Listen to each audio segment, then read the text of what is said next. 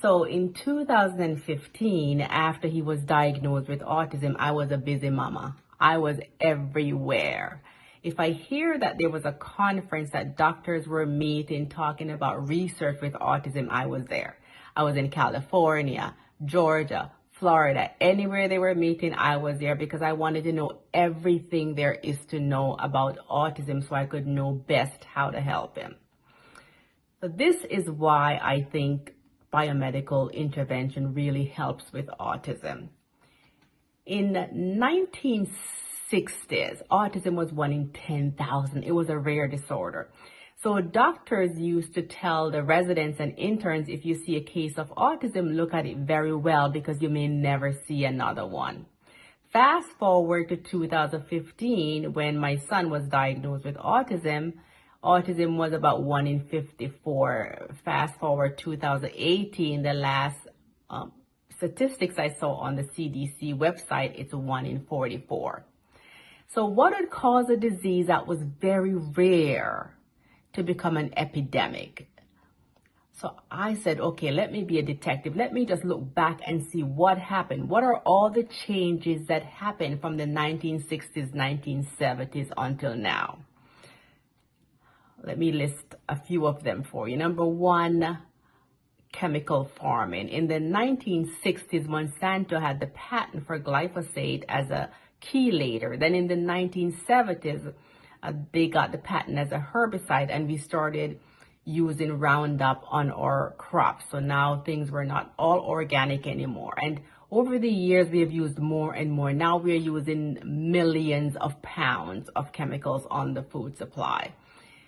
Number two, PFAS, which is also called the forever chemicals. We started using the forever chemicals, which is very convenient because they use it like on the wrappers, fast food wrappers.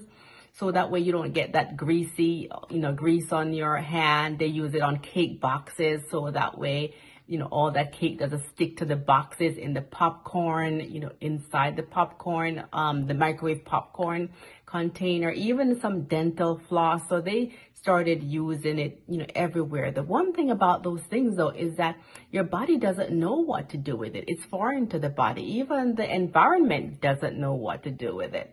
So next thing that happened is plastics. We are so busy. We are everywhere. We're doing so much. We can't cook. We buy stuff in plastics. We have plastic water bottles. So we have a lot of plastic. And what is plastic? Plastic has phthalates, and phthalates are endocrine disruptors. So it disrupts your system. Then we have now cell phones, EMF. And everywhere now we don't even use house phones anymore. We have cell phones. We started with 1G, now we're up to 5G, and we have cell phones everywhere. And our bodies are electrical, so that must play a role in our system as well. And then they did some research on the cord blood of mothers, the umbilical cord blood, and find that there are over 200 toxins in the cord blood. So the baby in the womb that's not a sterile environment. They're getting toxins even before they were born. They're getting exposed to toxins.